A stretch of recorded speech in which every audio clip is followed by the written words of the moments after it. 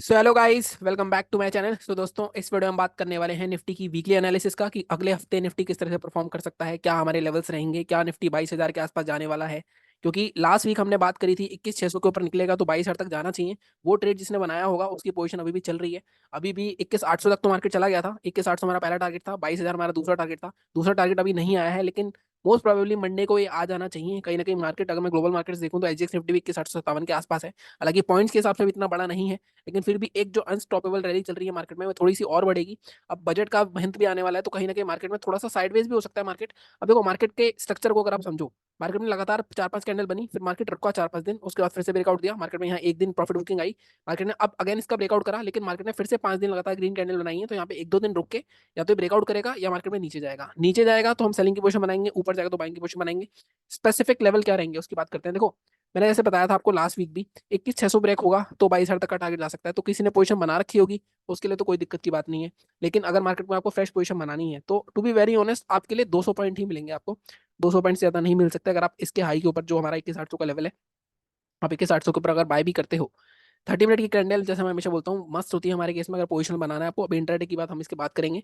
फिर भी अगर आप पोजीशन बनाते हो तो आपका मैक्सिमम टारगेट जो होगा वो 22,000 के आसपास तक का ही होगा। इससे ज्यादा मैं अभी एक्सपेक्ट नहीं कर रहा हूँ।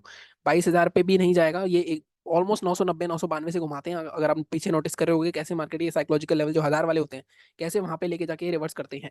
ठीक है। इसके बाद सेलिंग कहाँ करनी है? देखो, बाइंग का तो सिंपल सा रूल है, जिसने बना रखी है पोजीशन वो होल्ड करता रहे। 22,000 तक के टारगेट के लिए बैठ सकता है। गैप अप ही हो जाए मंडे को, हो सकता है आपका टारगेट आ जाए उसमें। और जिन्होंने फ्रेश पोजीशन नहीं बनाई है वो पोजीशन बना सकते हैं कि 712 के आसपास, 810 के ऊपर, लेकिन क्वांटिटी अपनी थोड़ी छोटी कर देना, क्योंकि 22,000 से मार्केट फिर से एक रिवर्सल ले सकता है। तो इस तरह से मार्केट चलता है, क्योंकि मार्केट लगातार ऊपर तो नहीं जा जाएगा, यहाँ पर जाएगा फिर एक बार रिटेस्ट करने आएगा फिर ऊपर जाएगा। इस तरह से मार्केट में ट्रेंड चलेगा। जैसे कि अगर आप यहाँ पे भी देखो तो यहाँ पे भी मार्केट ऐसे ही कर रहा है ना, इस तरह से चल रहा है, इस तरह से चलेगा। या तो मार्केट कंसोलिडेट होकर यहाँ पे नीचे आ जाएगा, या ब्रेकआउट करके मार्केट इस तरह से रिट्रेसमेंट करके ऊपर जाएगा। तो यही मार्केट के स्ट्रक्चर्स होते हैं जो आपको समझने होते हैं। तो अभी मार्केट में स्ट्रक्चर बुलिश लग रहा है। अभी एक बार यहाँ रिटेस्ट करने आ सकता है, लेकिन इसके नीचे सेलिंग की बात कर लेते हैं। सेलिंग देखो अब तभी होगी जब मार्केट में डेली चार्ट पे, डेली कैंडल, अगर कोई मार्केट, ये वाला जो जोन है, ये वाली जो हमारी रेड कैंडल है, जब तक 21,550 के नीचे मार्केट यहाँ पे एक 30 मिनट की कैंडल क्लोज नहीं करता। डेली चार्ट पे क्लोज करना चाहिए वैसे तो। अगर आप देखो 30 मिनट के क्लोजिंग पे भी आधी क्वांटिटी डाल सकते हो आप, अगर डेली चार्ट पे क्लोज करते हो तो और भी अच्छा। तब तक आप यहाँ पे कोई भी सेलिंग की पोजीशन नहीं बनाओगे। ठीक है। मार्केट बुलिश ट्रेंड में है तो ट्रेंड के साथ बैठोगे तो ज्यादा बेटर रहेगा rather than against the trend जाने के लिए। ठीक है। तो सेलिंग की पोजीशन में 21,550 के नीचे टारगेट आपके इस केस में क्या रहेंगे? इस केस में देखो, टारगेट आपके सीधे सीधे यहाँ तक दोबारा आ सकते हैं, 21,151 तक। 300-400 पॉइंट आपको मिल सकता है, क्योंकि यहाँ पे अगर आप देखोगे पीछे गैप्स भी पड़े हुए हैं, प्लस इसके बीच में कोई भी आपका स्टॉप नहीं है। यहीं पे स्टॉप है, एक स्टॉप यहाँ पे दिख रहा है वैसे तो। 335 पे एक बार मार्क कर लेते हैं हम लेवल। एक स्टॉप आपका 335 से 320 के बीच में पड़ेगा, और उसके बाद 151 यहाँ तक आ सकता है। हो सकता है एक वीक में ना आए, हो सकता है आपको 200 पॉइंट मिल जाए, 200 पॉइंट नहीं मिले। जैसे इस वीक हुआ, इस वीक भी 200 पॉइंट ही मिले आपको टारगेट में, 200 पॉइंट नहीं मिलेंगे। ठीक है। फिर भी आपको पोजीशन बनानी है, तो ये हमारे लेवल्स रहेंगे। ये बात हो गई पोजिशनल की। लॉन्ग टर्म में अगर देखूं 2022 में, अगर मार्केट का आप सीधे देखो, पूरे साल के भी कुछ एनालिसिस करते हैं, अगर आप पूरा मार्केट उठाओगे, मार्केट ऊपर जाने के लिए ही बना है, जिस तरह की इंडिया की हमारी इकोनॉमी चल रही है। और अगर आप 12 मंथ का चार्ट भी देखोगे तो मार्केट लगातार, अब आप यहाँ पे ये सोच सकते हो कि आपने पहले इन्वेस्ट करा होता तो मार्केट लगातार ऊपर ही जा रहा है ना। जितना जल्दी स्टार्ट करोगे, अगर इन्वेस्टिंग करनी है तो आप सिप के थ्रू कर सकते हो। बट अगर आप लाइक वैसे सोच रहे हो उसको, मार्केट को वीकली बेसिस पे, इंट्राडे बेसिस पे थोड़ा सा मुश्किल हो रहा है आजकल, मेरे लिए मुश्किल हो रहा है। आज भी अगर आप देखोगे हमारा लॉस था 5700 का, सब कुछ ठीक था आज भी। प्रॉब्लम क्या हुई? प्रॉब्लम अगेन जीरो हीरो में हुई, लेकिन अगर आप देखो पुट में ही लॉस हुआ है, अदरवाइज 2200 प्रॉफिट था। सोच रहा था मैं लास्ट डे है, ठीक है प्रॉफिट हो गया, बट अगेन वही है ना, दिल मानता नहीं है कई बार। लेकिन थोड़े से मैं अपने चेंजेस करूंगा पैटर्न में, कुछ स्ट्रेटेजीज पे काम कर रहा हूँ, मैं देख रहा हूँ अभी पूरा, बहुत ज़्यादा मेहनत कर रहा हूँ। उसके बाद वहाँ पे थोड़ा शेयर किया जाएगा कि मार्केट में क्या होगा क्या नहीं होगा कैसे होगा। इसके लिए मैं एक अलग से वीडियो बनाऊंगा। बट अगर आपको बात करनी है, आप सबसे पहले डेली चार्ट पे चलते हैं। ये बात हुई हमारी पोजीशन की, अब हम बात करते हैं इंट्राडे की। सबसे पहले सब कुछ डिलीट करते हैं। इंट्राडे में थोड़ी इजी एनालिसिस है, 15 मिनट के चार्ट पे चलते हैं। आप यहाँ पे देखो, अगर आपकी एनालिसिस सीधी सी है, 15 मिनट के चार्ट पे आप देखो एक रेंज बना ली है मार्केट ने। इसकी लोअर रेंज ये है, अपर रेंज ये है। अपर रेंज जैसे तो ये भी हो सकती है, ये वाली जोन, ये वाला जोन 776 का। लेकिन हम सेफर साइड पे चलने के लिए हाई ही मार्क करेंगे इसका। ठीक है। अब मार्केट इसी रेंज में घूम रहा है, मार्केट जब तक इस रेंज में घूमेगा कोई मोमेंटम आपको नहीं मिलेगा। तो आपको इस रेंज के ब्रेक का वेट करना है अगर आपको इंटरडे में कोई भी ट्रेड बनाना है।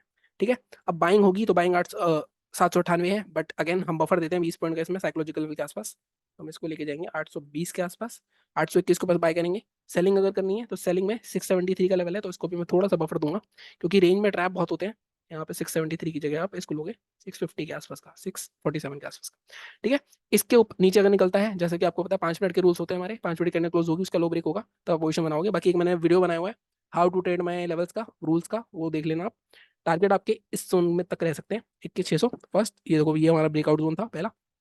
सेकंड टारगेट आपका अगर इसके भी नीचे जाता है, सेकंड टारगेट आपका मैक्सिमम 560 के आसपास तक का रहेगा, इंटरडे में बात कर रहा हूँ मैं यहाँ पे, ठीक है।